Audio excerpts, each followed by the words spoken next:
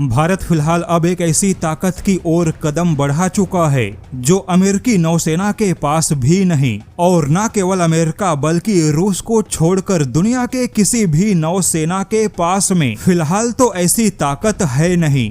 बता दे कि बात केवल ताकत की नहीं बल्कि तकनीकी सफलता की है। भारत ने अपने तकनीकी सफलताओं से पूरी दुनिया को यह दिखाया कि टेक्नोलॉजी की दुनिया में ताकत का समीकरण बदल सकता है। कब कौन सा देश किस तकनीक में आगे निकल जाए यह कहा नहीं जा सकता, क्योंकि दुनिया के हर देश अपने अपने तकनीक पे काम कर रहे हैं। और जैसा कि अमेरिका ने हमेशा से खुद को सुपर पावर माना, लेकिन आज वही अमेरिका विशेष तौर पे मिसाइल तकनीक में अपने बढ़त को बनाए रखने के लिए संघर्ष कर रहा है। अमेरिकी नौसेना को दुनिया की सबसे ताकतवर नौसेना मानी जाती है, जबकि चीन के पास में दुनिया की सबसे बड़ी नौसेना है। लेकिन इन दोनों ही नौसेना के पास में high speed submarine launch cruise missile नहीं है। बात करें अगर अमेरिका की, तो अमेरिका के पनडुब्बियों से मुख्य तौर पे दो प्रकार की मिसाइल लॉन्च होती है।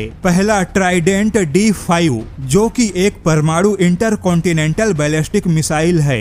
दूसरी मिसाइल टॉमहॉक क्रूज मिसाइल है जो कि कम गति का सबसोनिक क्रूज मिसाइल है।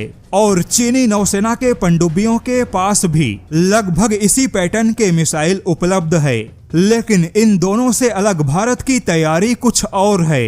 दरअसल खबर कुछ ऐसी है कि भारत बहुत ही जल्द पनडुब्बियों से अपने ब्रह्मोस मिसाइल का परीक्षण करेगा, और अब भारत की आने वाली सभी नई पनडुब्बियां ब्रह्मोस मिसाइल से लैस होंगी। यहाँ पर बता दे कि नौसेना के पास पहले से ही ब्रह्मोस जैसी सुपरसोनिक क्रूज मिसाइल मौजूद है, लेकिन यह सारे ब्रह्मोस मिसाइल विध्वंसक या युद्धपोत से फायर होते हैं। किंतु भारत अब पनडुब्बियों से भी ब्रह्मोस मिसाइल को लॉन्च करने की तैयारियां कर रहा है। और अगर ऐसा हुआ तो यकीन मानिए भारत दुनिया का दूसरा ऐसा देश होगा जिसके पनडुब्बियों के पास में सुपरसोनिक क्रूज मिसाइल होगी। बता दे कि रूस के अलावा दुनिया में कोई भी ऐसा देश नहीं है जिसके पनडुब्बियों के पास में हाई स्पीड का सुपरसोनिक क्रूज मिसाइल हो। हालांकि कई सारे ऐसे देश हैं जिनके पास में पनडुब्बियों से क्रूज मिसाइल दागने की ताकत है,